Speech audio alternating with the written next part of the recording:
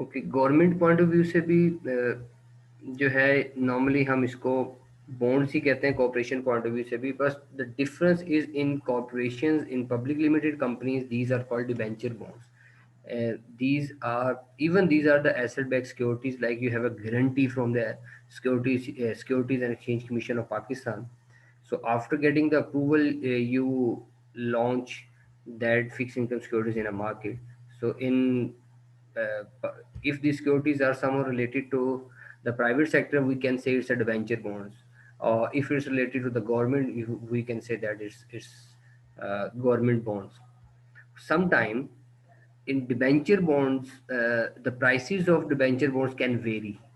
But as far as the government securities are concerned, the prices remain fixed in most of the cases. I'm not saying it's always fixed, but somehow the the prices price is fixed in case of government security.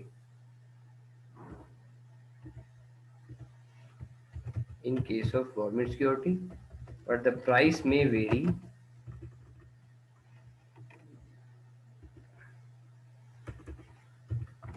Price change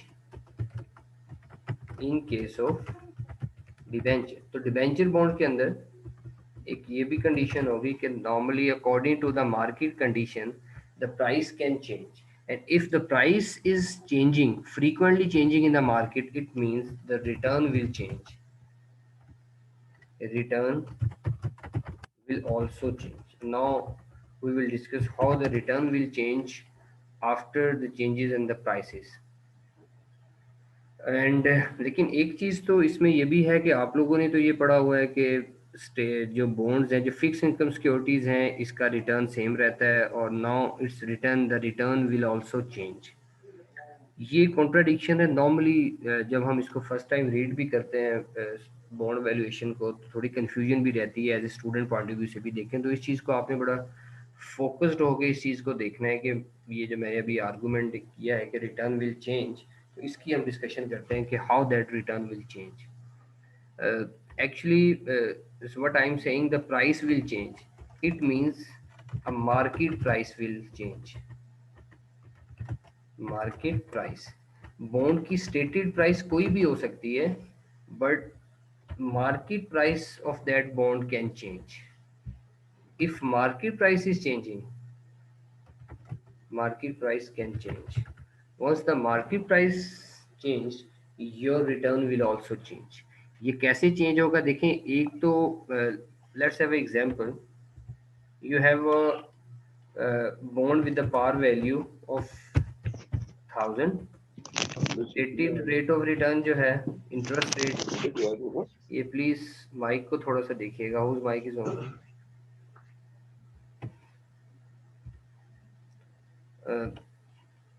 And rate of return is 10%. And now the market price is that price, like it's a given price. On that price we can buy that bond. If salary is there in the market, we can easily buy that bond. The same way as we have a stock in the market is frequently being traded, the same way bond market is there in the secondary market. The prices can fluctuate. अगर किसी के पास bond है, वो market में debenture bond को sell out करना चाह रहा है किसी कंपनी का, तो सेम वे वो मार्केट में आएगा, इसकी प्राइसेस की बिड लगाएगा. सेलर आएगा, सेलर देखेगा कि प्राइसेस के अंदर क्या फ्लक्चुएशन आ रही है, तो वो प्राइसेस जो है वो मार्केट की प्राइस होगी. अब यहाँ पे हमारे पास तीन कंडीशन है in case of market price, और that market price will determine the return. ये जो अभी ऊपर मैंने एक बात की थी, the return will also change, वो डिटरमिन कर रही है हमारी market price. The first condition is the price will remain same. Price is equal to the par value. मतलब जो स्टेटेड प्राइस है बॉन्ड की, मार्केट में भी सेम प्राइस पे ही अवेलेबल है. At the time when you enter in a market to purchase that bond, the price is 1000. There is a one condition. Second condition is there. Once you enter in a market, the price is greater than the par value. And third condition is there, price might be less than the par value. Par value means the stated value of that bond. There are three conditions. That changing condition, like these changing condition will determine the return of that security. And do remember it, that is very important. These changing conditions will determine the return. ये जो return की मैं बात कर रहा था. And don't forget to remember that the 10%, like that 10% is the stated rate of return that you will get annually, annual rate of return. But intrinsic rate of return means the actual rate of return can be changed. Yes, yes madam. And आप कुछ पूछना चाह रही हैं? अस्सलाम वालेकुम sir. वालेकुम सलाम. सर ये स्लाइड की हमें बॉटम बॉटम साइड हमें नजर नहीं आ रही। ये जो मार्केट प्राइस लिखी हुई है, जी सर, कंडीशंस में कहाँ तक आपको शो हो रही है? सर पॉइंट 1 तक। ओके. तीन कंडीशंस आपने बताई है ना? जी जी, मैं इसको अभी चेंज कर देता हूँ. Okay, thank you. Right sir. I will write here. First is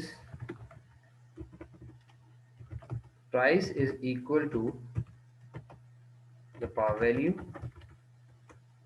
Second one is price is greater than the par value. And third one is price is less than the par value. That's what I'm saying. ये जो market के अंदर prices change हो रही हैं, the price में market price, that will determine the return of that security. एक तो वो रिटर्न है जो like if you remember that rate of return, it's given, it's stated rate of return that you will get at the end of each year.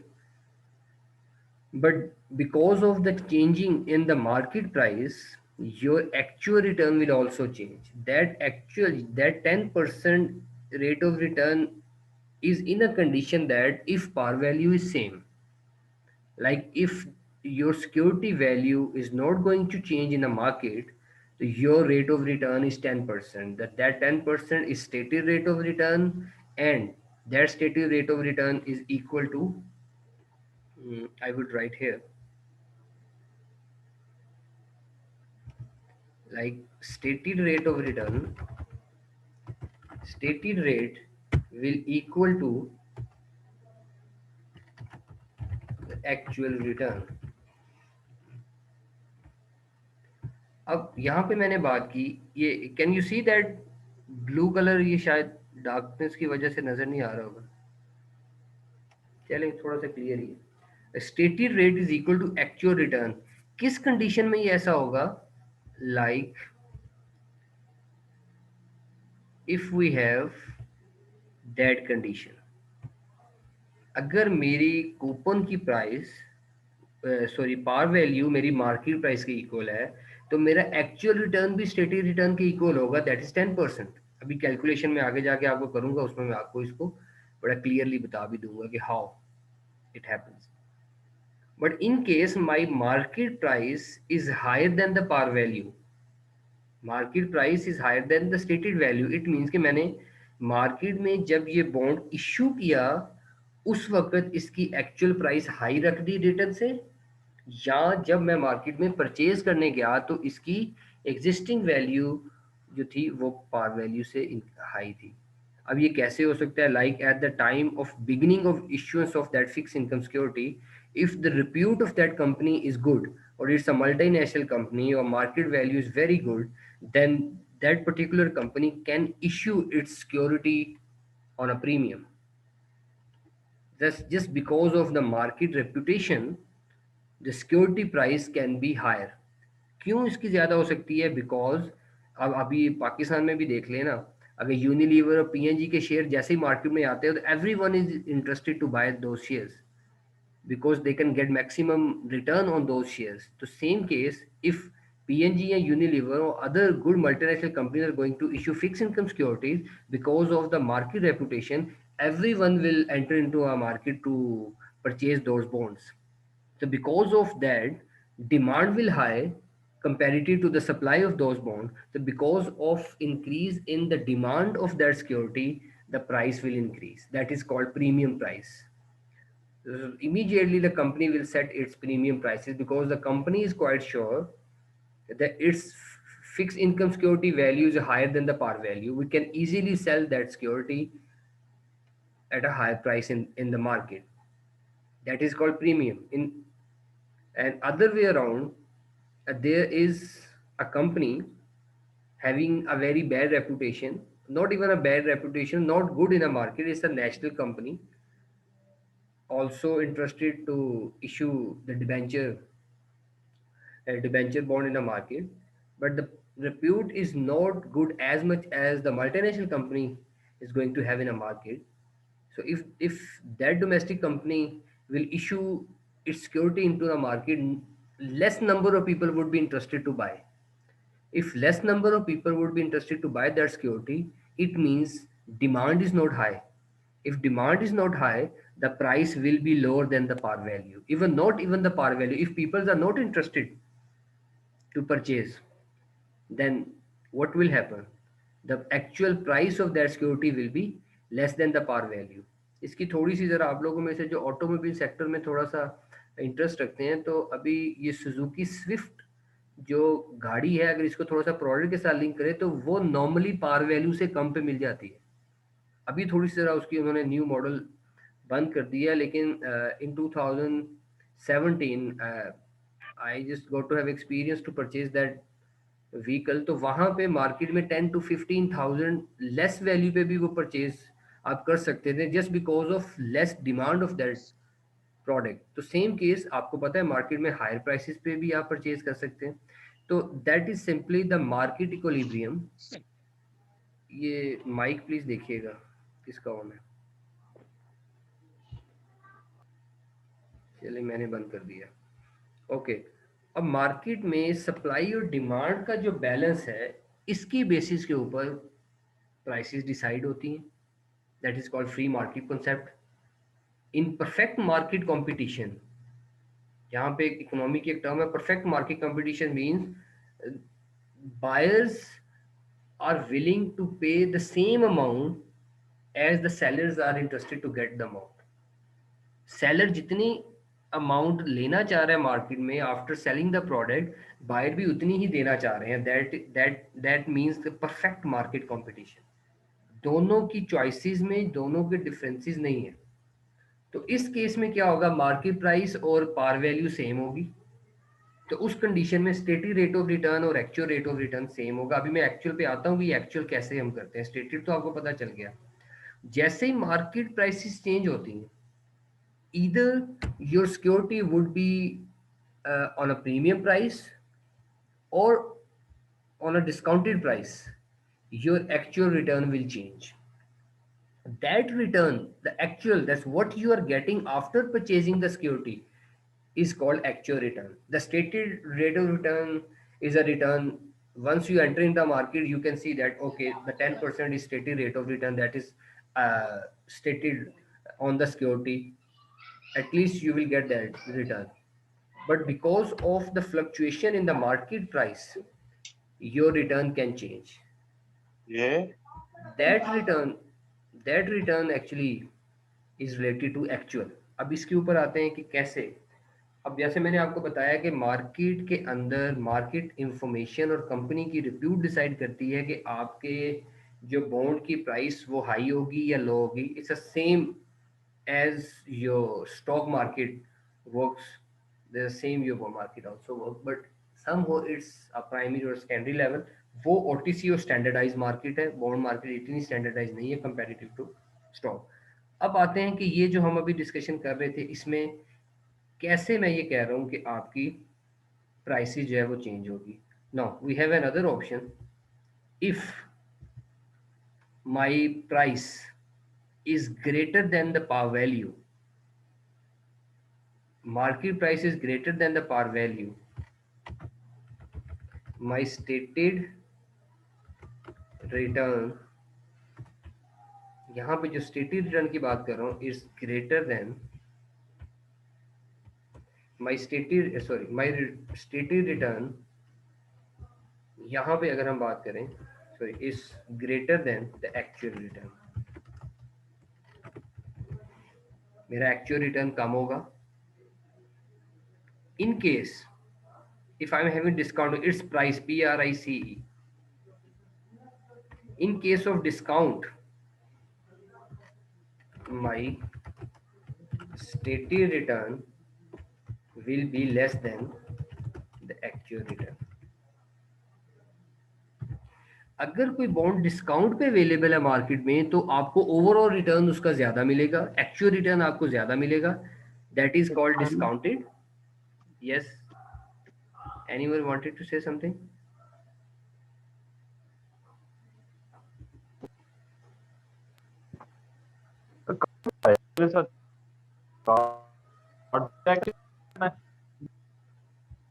Whose mic is on? Any?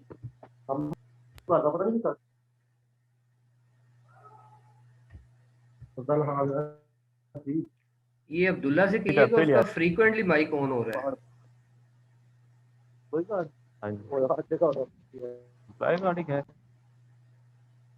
ये थोड़ी सी problem आएगी,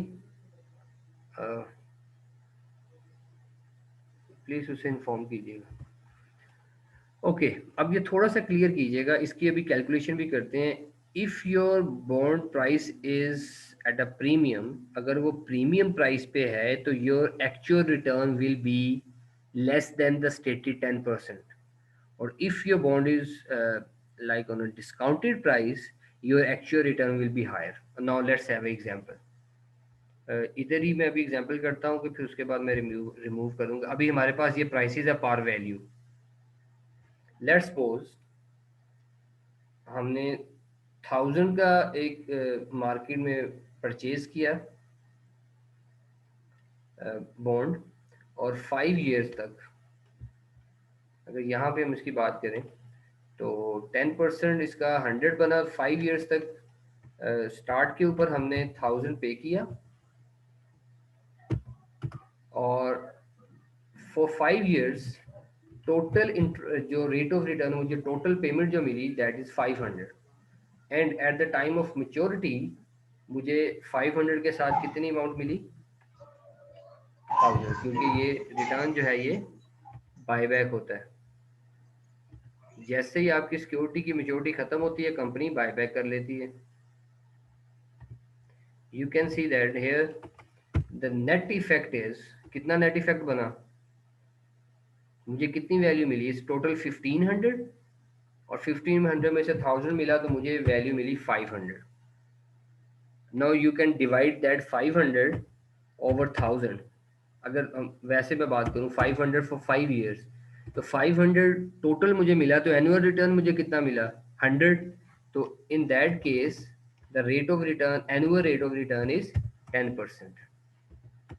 तो total मुझे 500 का benefit हुआ because annual rate of return was 10%. अब एक ये कंडीशन है, कैन यू सी दैट 10%?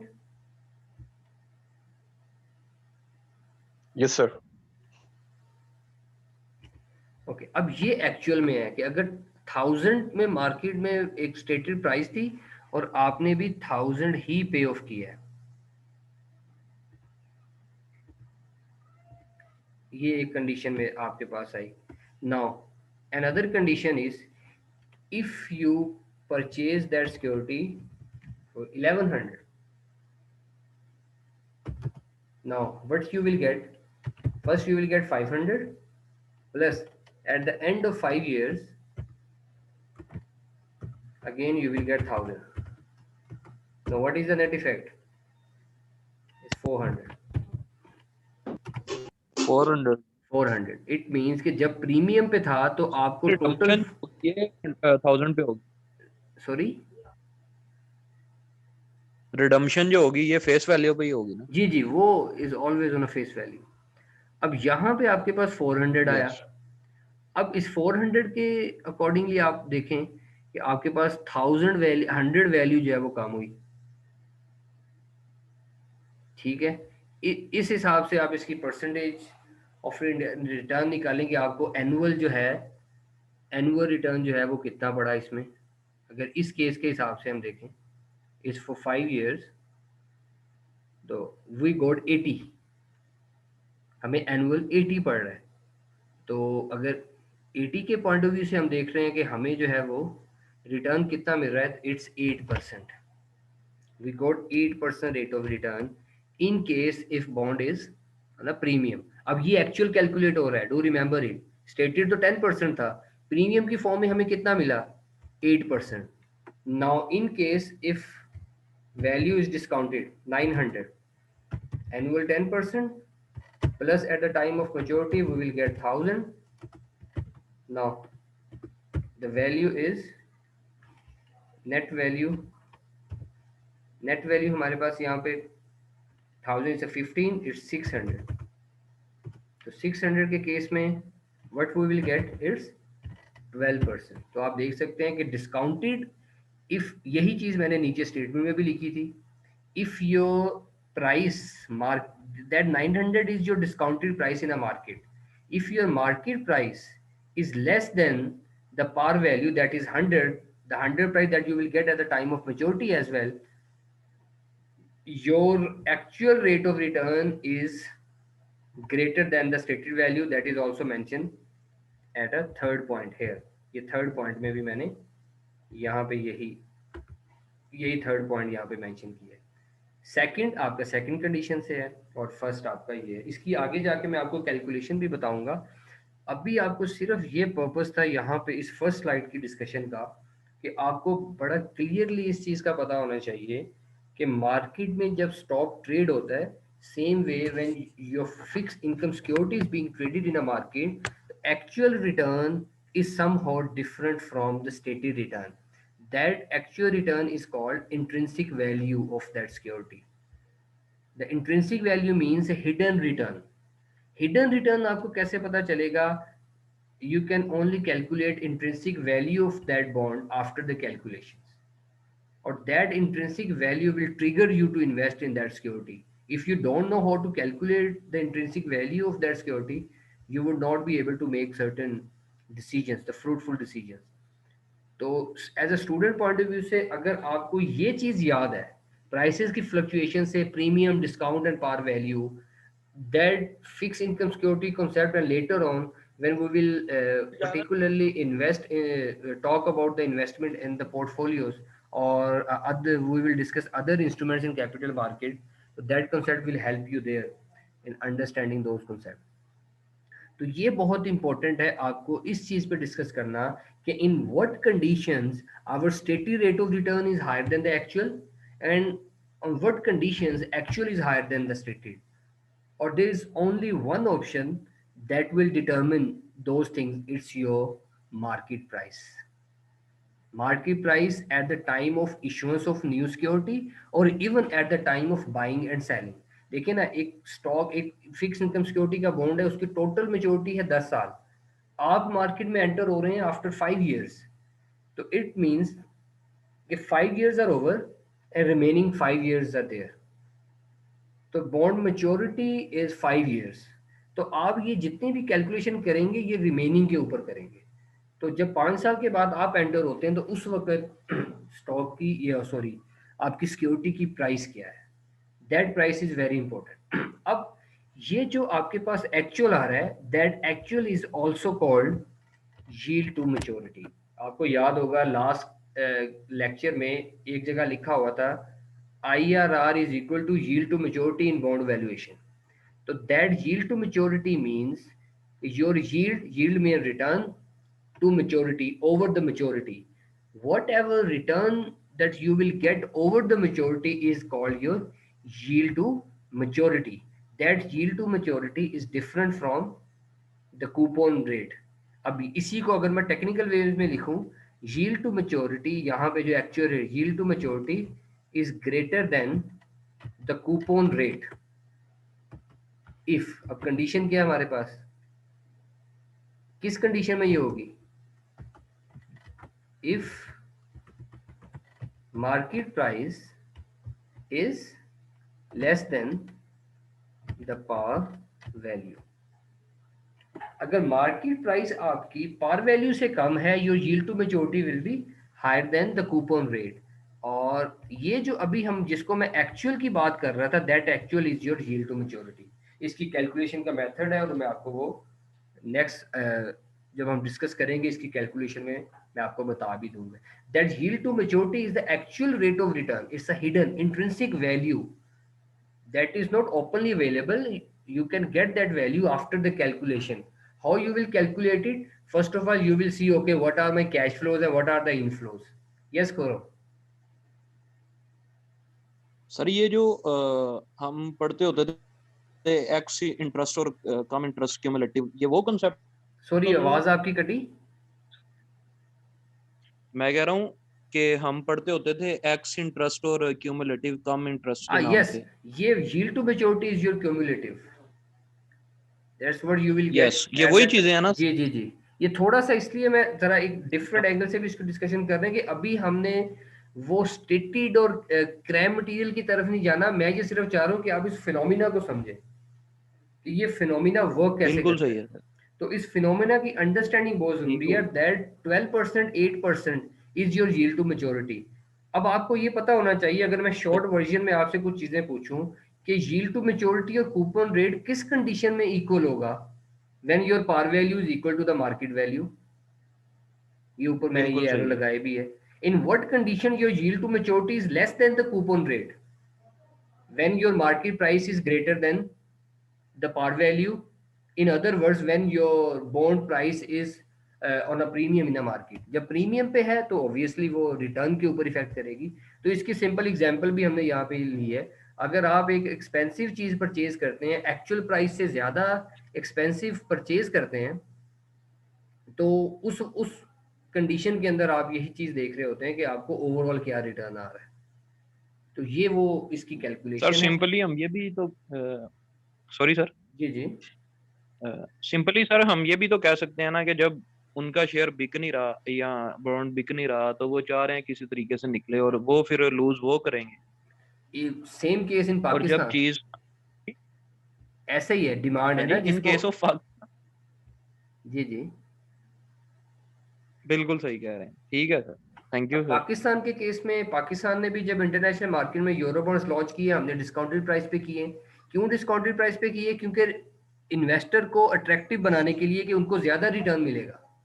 तो प्रोबब्ली देन इन्वेस्टर कैन हाँ एंटर जी, इन आवर मार्केट. अलग है ना. हाँ जी, यही सीन है. तो एक्चुअली ये सारा, और डिस्काउंटेड प्राइस क्यों मार्केट में अवेलेबल है? क्योंकि हमारी इसी सिक्योरिटी वजह को कोई परचेज भी नहीं करेगा. तो demand is very low. When demand is very low, obviously price will fall. बिल्कुल तो सही है. ये अभी आप नेक्स्ट हम इसकी डिफरेंट टाइप्स को और इसकी ओवरऑल एक टाइमलाइन की थोड़ी डिटेल डिस्कस करते हैं. कुछ तो काफ़ी सारी स्लाइड्स यहीं पे मैंने आपसे डिस्कस भी कर ली हैं. तो अभी फर्दर जी सर. डिस्कशन अभी हम आप ब्रेक कर लें, क्योंकि अभी ये क्लास का ये है कि 40 मिनट्स ओवर हो रहे हैं. तो 5 मिनट के बाद मैं दोबारा क्लास को ऑन करता हूँ. यही ये स्लाइड हमारी ओवर हो गई है. यहाँ पे अगर किसी का क्वेश्चन है तो प्लीज़. एक्चुअली मेरी क्लास की टाइमिंग ओवर हो रही है, ये नोट कर लें. खुर्रम एंड गुलाम अयुद्दीन, मैं क्लास रीस्टार्ट करता हूँ, जी तो जी, फिर आप प्लीज क्वेश्चन पूछ लीजिएगा. Done done.